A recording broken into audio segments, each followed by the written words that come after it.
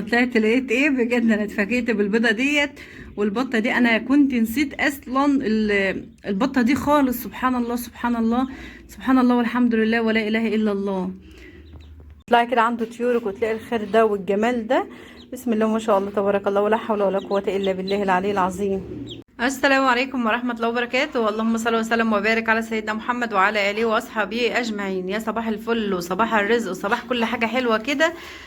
بسم الله ما شاء الله تبارك الله ولا حول ولا قوة إلا بالله العلي العظيم. طبعا هنا البط اللي بيبيض زي ما احنا شايفين كده، كل بطة خلاص الحمد لله الحمد لله التزمت بالعش بتاعها. حضراتكم عارفين ان البطتين دول كانت بطة في أوضة تانية وبطة في أوضة تانية، فجمعت البطتين هنا بالبيض بتاعهم. كانوا بيضوا تقريبا كل بطة حوالي 8 بيضات، جبتهم وقمت جايبه لهم الذكر الاسود ده في المكان ده. فكل بطه هنا ايه لها عش كده خلاص التزمت بيه. كنت حطيت لكل بطه البيض بتاعها في العش بتاعها، وطبعا جم تاني يوم البطتين بيضوا مع بعض في عش واحد. فطيب ادا عش اهوت وادي العش التاني اهو.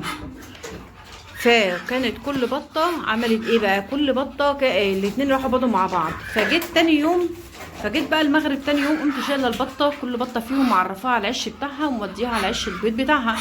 فالحمد لله جيت النهارده طلعت لقيت كل بطه التزمت بالعش بتاعها، لان انا كنت عدى عدد البيض هنا وعدى عدد البيض هنا. فبالتالي لقيت العش ده زيت بيضه والعش ده زيت بيضه. لو لقيت العش ده زيت بطين والعش ده ثابت في عدد البيض بتاعه، تعرف ان الاتنين بيضوا مع بعض في العش اللي هو زايد. وانا قبل كده كتير قلت لكم ازاي انك تعرفي تعزلي البطتين عن بعض من البدايه. طيب عندنا انا سألت كتير، عندنا البط الايام اللي فاتت دي مشاهد بيطلع كل يوم بيضه كل يوم بطين، ومشكله كبيره جدا. وبصراحه بتبقى حاجه صعبه يعني، بصراحه مش هقول لكم لا، لان انا حصل عندي ده زمان برضو. فكانت مشكله، كان ايه سببها اصلا، كان ايه سببها علشان برضو المشكله دي ما تتكررش عند حضرتك.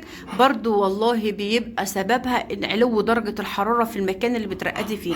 طبعا الجو عاد حر جدا سواء في المكان اللي بنرقد فيه او في غيره، لان طبعا حر السنه دي صعب زي ما احنا شفنا.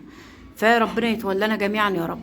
فطبعا ده بيأثر على البيض وبيخلي بيض البطة يشتغل قبل ما البطة ترقد عليه بكام يوم. فبالتالي لما بتيجي ان هي تطلع في البط اللي اشتغل قبل ما كانت ترقد عليه ده، يعني هي مثلا بتروح تبيض، بتفضل قاعده على البيض بتاعها ساعه ساعتين، بتيجي في نص النهار تقف على البيض بتاعها شويه. ما هي ما بتسيبش البيض بتاعها خالص اثناء ما بتكون بتبيض، لا بتروح برضو على البيض بس مش بترقد. بترقد بقى في اخر مثلا ايه بطين ثلاثه، يكون لسه هتبيض وراقده فعلا. ده بيحصل. فعشان كده البط ما بيطلعش مع بعضه بسبب الحاجه دي. يا ريت لايكات كتير جدا جدا، واللي يقدر يشير الفيديو شيره. فطبعا علشان نكون عارفين، فطبعا لما بتيجي تطلع بقى البط ما بيطلعش كله مع بعضه. حتى لما هتيجي تفحصي بالكشاف هتلاقي بيضه لسه يدوب عامله دواريه صغيره جدا، وبيضه تانية عرقت خلاص عروف البيضه، وبيضه تانية دي لما بتيجي تفحصي بعد 7 8 ايام من الركود. فهنا برضه هي اصلا البيضه واضحه من بدايه الفحص، فشيء طبيعي لما تيجي تطلع مش هيطلع مع بعضه. اللي هو بدأ يشتغل ويعرق عروق كده شبكة عنكبوتية في البيضة، كله ده هيطلع بدري، غير اللي هو لسه يدوب بادئ عامل دورية صغيرة جدا حمراء، غير اللي هو لسه ما كانش عامل دورية حمراء وعمل بعدها بيومين. فهنا بيكون في اختلاف في العمر بتاع البط، فتلاقي البطه تتعبك في التربيه. فمن البدايه رقاد البطه حاولي ترقديها في مكان بتدخله تهويه ومكان رطب بعيد عن الشمس خالص، لان حتى لو البط طلع احتمال كبير يطلع لك بط مشوه برضو. احتمال كبير برضو يطلع لك بط مشوه، بيبقى مثلا اما طلع بدري قبل ميعاده فبيحصل حاجه في العصب بتاع البطه، فتلاقي البطه طالعه مشوهه، تطلع وتعيش بس تبقى مشوهه. اما هيكون في حاجه في سره البطه او بطنها مش مكتمله وجنين كده هيموت جوه البيضه.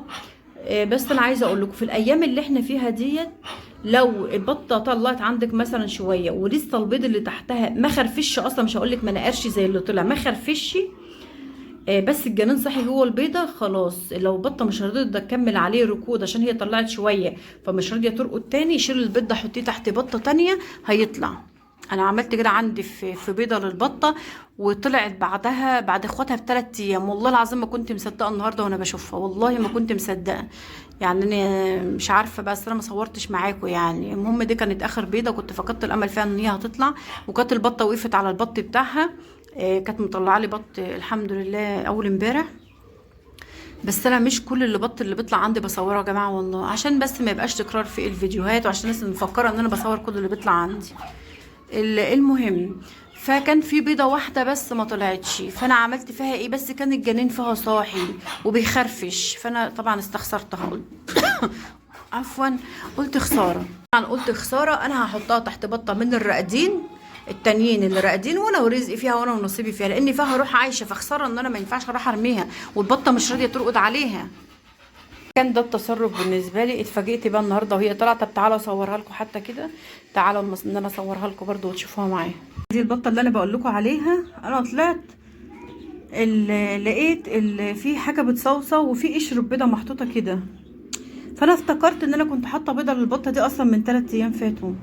دي كانت البطه طلعت البط ومش راضيه ان هي ترقد على البيضه، طبعا معقول مش هترقد على بيضه، فقمت شايله البيضه حطها للبطه اللي راقده ديت. فبالتالي طلعت النهارده، يعني انا اصلا كنت حاططها ونسيتها، انا طلعت لقيتها طالعه النهارده واتفاجئت بيها اهيت ما شاء الله. اهي حتى شايفين، هوريها لكم اهيت عشان اشيل حتى قشره البيضه، رغم ان البيضه دي مش بيضه البطه دي، يعني هي مش بيضه البطه دي، بيضه بطه تانية. البطه ما شاء الله حضنتها وفضلت خايفه عليها لحد ما فقست اهيت. البيضه دي كانت تحتها بقالها 3 ايام. هشيل القشره والجنين طلع اهتمت بيها لحد ما الجنين، شايفين حتى هتعضني ازاي، شايفين اهي عضتني حتى في ايدي اهيت، علشان باخد البطه منها. ليه اصلا مش بنتها، بس لمجرد ما هي رقدت على البيضه وحضنتها وحست بيها، فبقت حاسه ان هي اكنها بنتها، يعني اكنها هي اللي مطلعاها.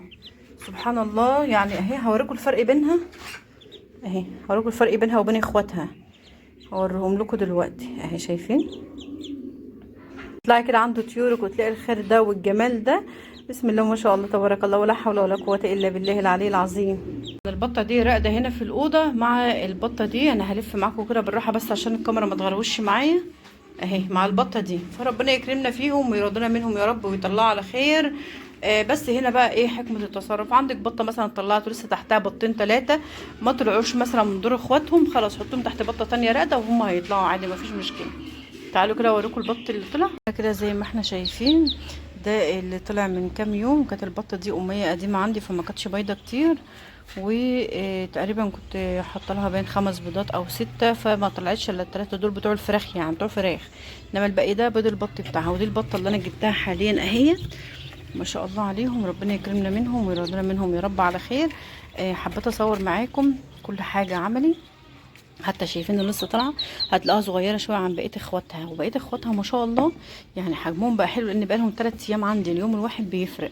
يلا اترككم في رعايه الله وحفظه، والسلام عليكم ورحمه الله وبركاته.